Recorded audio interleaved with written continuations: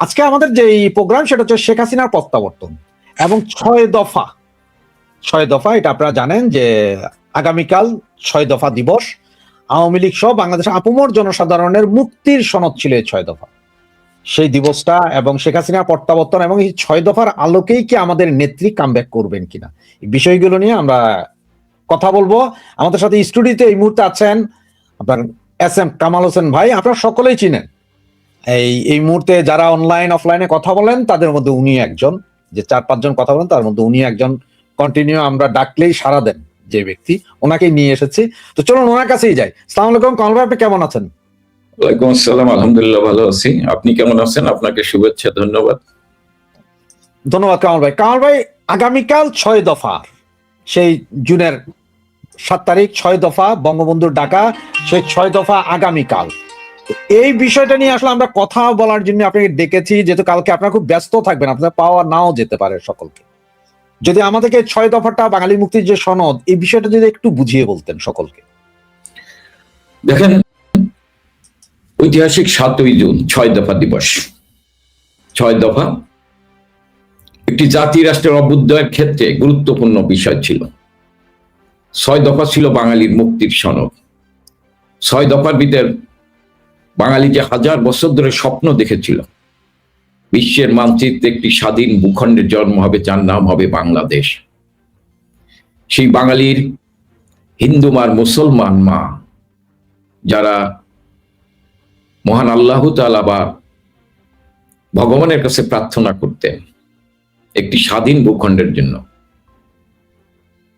সেই হিন্দু মায়ের, মুসলমান মায়ের স্বপ্ন যিনি বাঙালির হৃদয়ে স্থান করে নিয়েছিলেন, সেদিনকে তরুণ শেখ মুজিব 6 দফা প্রণয়ন করেছিলেন এবং 6 দফার ভিতর স্বাধীনতার বীজ নিহিত ছিল। 1966 সালের 5 এবং 6 ফেব্রুয়ারি পাকিস্তানের লাহোরে বিরোধী রাজনৈতিক দলগুলোর যৌথ সম্মেলন হয়। সেই সম্মেলনে আওয়ামী লীগের পক্ষ থেকে সেদিন যিনি আওয়ামী লীগের সাধারণ সম্পাদক বঙ্গবন্ধু শেখ মুজিবুর রহমান বাংলার স্বায়ত্ত শাসন প্রতিষ্ঠার লক্ষ্যে 6 দফা দাবি পেশ করেন। 6 ফেব্রুয়ারি বঙ্গবন্ধুকে পাকিস্তানের শাসক গোষ্ঠী বিচ্ছিন্নতাবাদী নেতা হিসেবে আখ্যায়িত করার চেষ্টা করেন। 6 ফেব্রুয়ারি বঙ্গবন্ধু ওই সম্মেলনে বর্জন করেন এবং তিনি পূর্ব বাংলায় ফিরে আসেন। 66 সালের 21 ফেব্রুয়ারি আওয়ামী লীগের ওয়ার্কিং কমিটিতে 6 দফার প্রস্তাব এবং দাবি আদায়ের লক্ষ্যে আন্দোলনের কর্মসূচি গৃহীত হয় এবং বঙ্গবন্ধু শেখ মুজিব, যদিও তিনি সেদিন তখন বঙ্গবন্ধু হন নাই, তিনি মানুষের শেখ মুজিব, তিনি প্রথম 6 দফার পক্ষে জনসভা করেন বীর চট্টলার ঐতিহাসিক লাল দিঘির ময়দানে। তিনি সেখানে 6 দফার কর্মসূচি ব্যাখ্যা করেন। আমি তার মূল কথাগুলো আপনাদের সামনে তুলে ধরছি। পাকিস্তান হবে একটি প্রকৃতি ফেডারেল রাষ্ট্র, যেখানে জনগণের ভোটে নির্বাচিত প্রতিনিধিদের মাধ্যমে সরকার পরিচালিত হবে। 2, কেন্দ্রীয় সরকারের হাতে শুধু প্রতিরক্ষা ও পররাষ্ট্রনীতি ছাড়া বাকি সব ক্ষমতা প্রাদেশিক সরকারের হাতে ন্যস্ত করতে হবে। 3, 2টি আলাদা মুদ্রা বা একটি মুদ্রা হলো পূর্ব পাকিস্তানের জন্য পৃথক রিজার্ভ ব্যাংক চালু করতে হবে। 4, কর আদায়ের ও রাজস্ব আদায়ের ক্ষমতা প্রাদেশিক সরকারের হাতে থাকবে।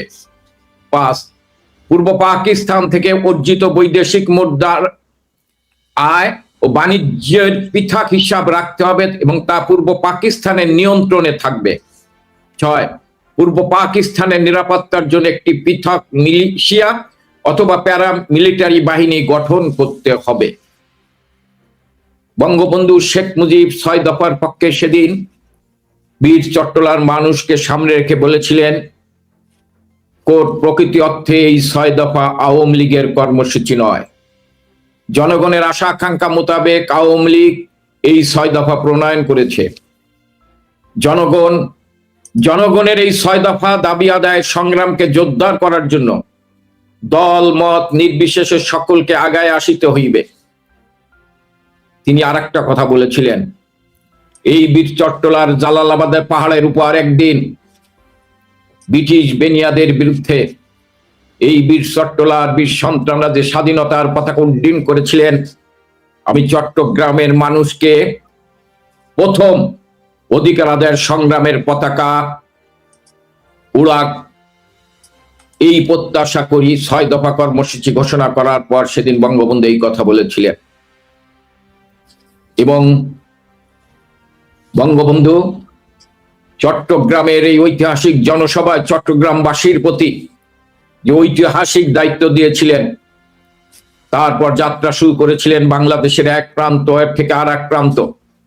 তিনি 6 দফার পক্ষে জনমত তৈরি করার জন্য প্রতিটি জেলা তিনি 6 দফার পক্ষে জনসভা করা শুরু করেছিলেন। তাকে বারবার গ্রেপ্তার করা হয়েছিল এবং সর্বশেষ গ্রেপ্তার করা হয়েছিল 66 সালের 8ই মে এবং বঙ্গবন্ধুকে একটানা 66-র 8ই মে থেকে 69-এর 22শে ফেব্রুয়ারি পর্যন্ত গ্রেপ্তার করা হয়েছিল এবং 1966 সালের 7ই জুন সেদিন বঙ্গবন্ধু পাকিস্তানের কারাগারে রাজবন্দীদের মুক্তি সহ 6 দফার সমর্থনে 7ই জুন পূর্ব পাকিস্তানের সর্বাত্মক হরতাল ডাকা হয় এবং হরতালের ডাকে সারা দেশের মানুষ রাস্তায় নেমে আসে এবং ঢাকা, টুঙ্গি, নারায়ণগঞ্জ সহ বিভিন্ন অঞ্চলে পাকিস্তানের শাসক গোষ্ঠী পুলিশ এবং ইপিআর দিয়ে প্রায় শ্রমিক নেতা মনু মিয়া সহ 11 জন ছাত্র শ্রমিক জনতাকে হত্যা করে এবং শহীদের রক্তে 7ই জুন তাই ঐতিহাসিক 6 দফা হিসাবেই আজ পর্যন্ত পালিত হয়ে আসছে। 6 দফা দেওয়ার পরে 7ই জুন শহীদ শ্রমিক মনু মিয়ার রক্ত সহ 11 জন শহীদের রক্তের বিনিময়ে 6 দফা কিন্তু কোনো দলের কর্মসূচি ছিল না। 6 দফা হয়ে গেছিল বাংলাদেশের পূর্ব বাংলার জনগণের হৃদয়ের দাবি এবং 6 দফার ভিত্তিতেই আপনি জানেন বাংলার জনগণ তাদের প্রিয় নেতা সেদিনকের শেখ মুজিবের নেতৃত্বে ঐক্যবদ্ধ হয়েছিল এবং পাকিস্তানের শাসক গোষ্ঠী ভীত সন্ত্রস্ত হয়ে বঙ্গবন্ধুর বিরুদ্ধে আগরতলার ষড়যন্ত্রের মামলা দিয়েছিলেন, যে মামলা 1968 সালে 6 জানুয়ারি মামলার অভিযোগ করা হয় এবং অভিযুক্তদের বিরুদ্ধে ব্যবস্থা নেওয়া শুরু হয়। 18 জানুয়ারি 68 সাল পাকিস্তান সরকার ঐতিহাসিকভাবে আনুষ্ঠানিকভাবে বঙ্গবন্ধু শেখ মুজিবুর রহমানকে মামলায় সঙ্গে জড়িত করেন। 19 জুন ঢাকা ক্যান্টনমেন্টে বিশেষ ট্রাইব্যুনালে মামলার বিচার শুরু হয় এবং বঙ্গবন্ধুকে এই ষড়যন্ত্র মামলা দিয়ে ক্যান্টনমেন্টে বিশেষ ট্রাইব্যুনাল করে তারা বঙ্গবন্ধুকে ফাঁসিতে ঝুলানোর ষড়যন্ত্র করেন।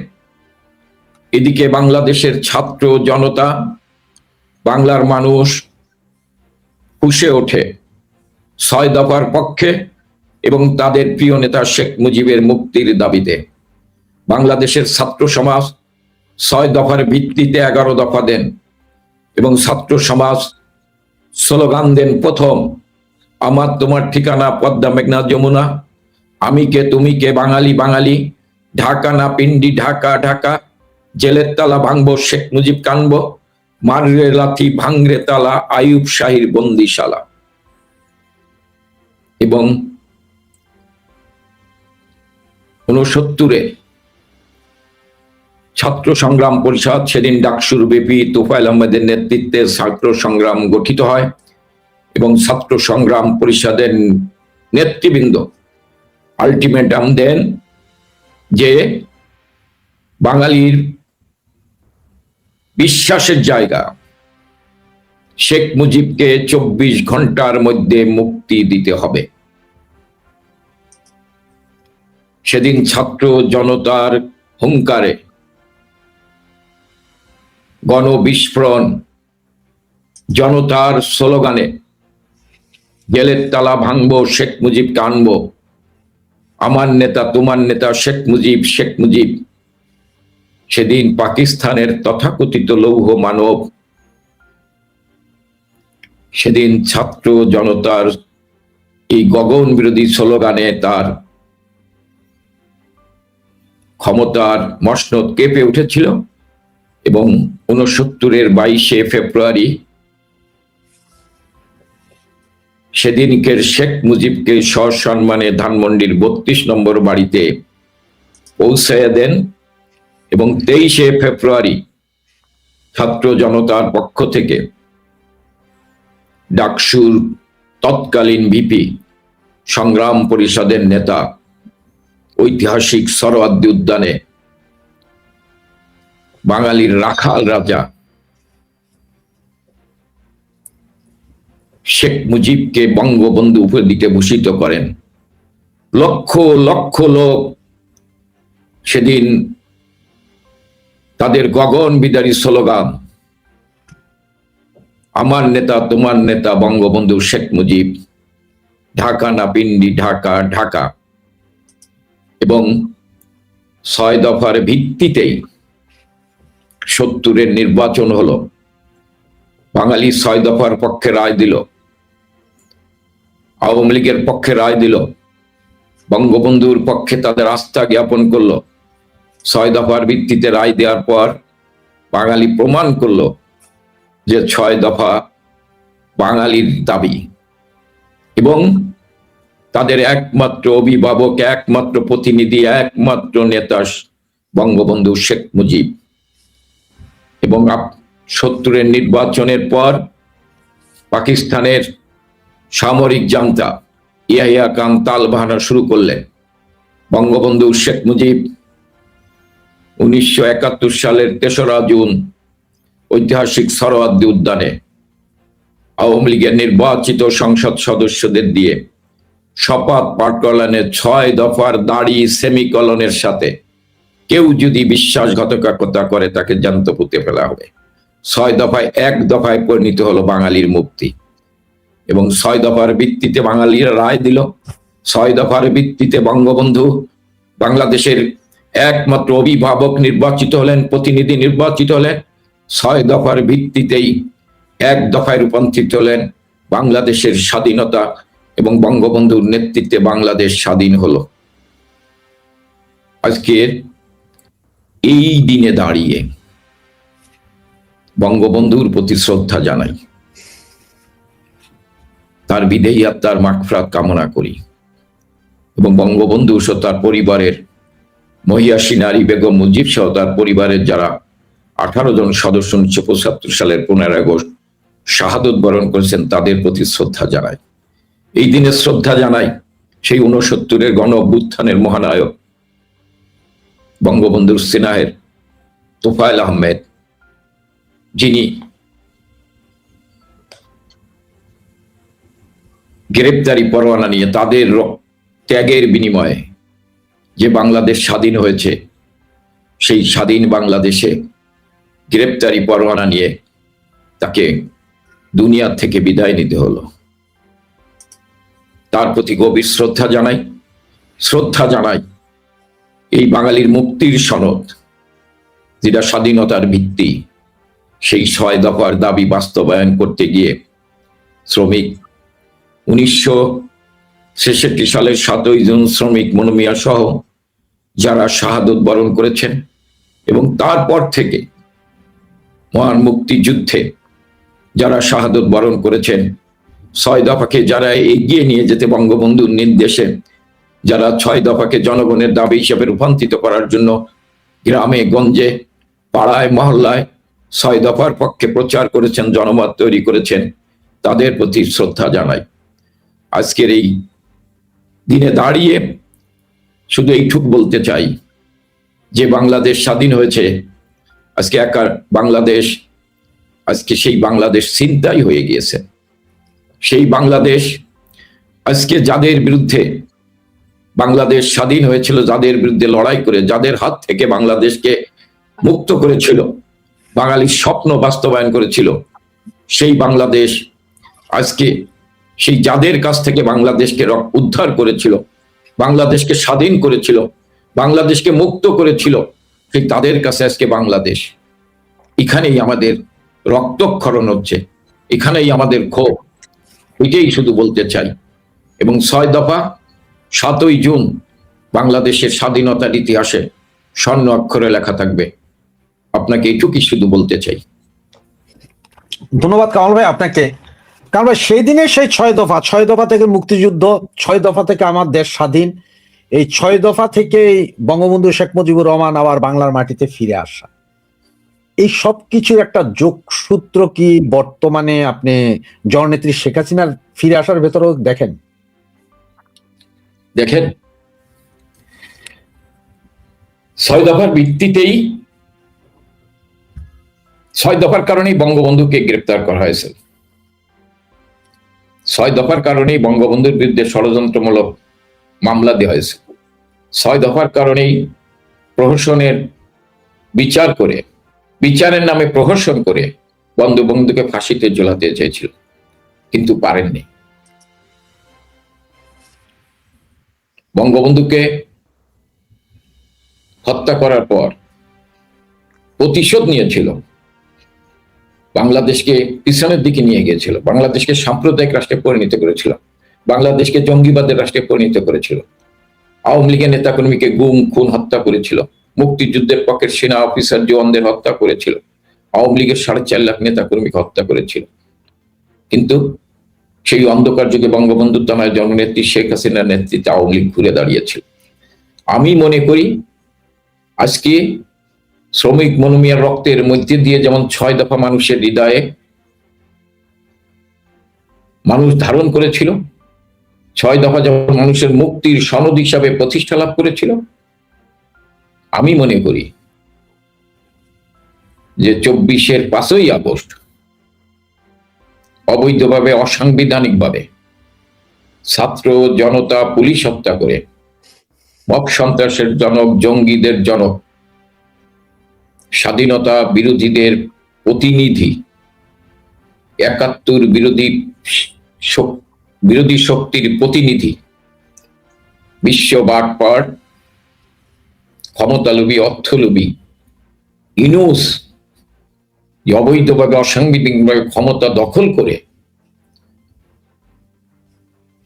ছাত্রলীগ নেতা মাসুদ রাহানকে হত্যা করে, পঙ্গু মাসুদকে হত্যা করে, আপনি আরিফকে হত্যা করে, এরকম প্রায় 600 আওয়ামী লীগের নেতা কর্মী, আওয়ামী লীগ, ছাত্রলীগ, যুবলীগের নেতা কর্মীকে হত্যা করে ইউনূস স্বাধীনতার ইতিহাসকে মুছে ফেলতে চায়, বাংলাদেশকে পাকিস্তানের ধারায় ফিরিয়ে নিতে চায়, বাংলাদেশকে দাসখত দিয়ে বিদেশি শক্তির কাছে লিখে দিয়ে বাংলাদেশকে অঙ্গরাজ্যে বানাতে চায়। এদের রক্তের বিনিময়ে আজকে বাংলাদেশ আবার বঙ্গবন্ধুর তনয়ের নেতৃত্বে বাংলাদেশ পুনরুদ্ধার হবে।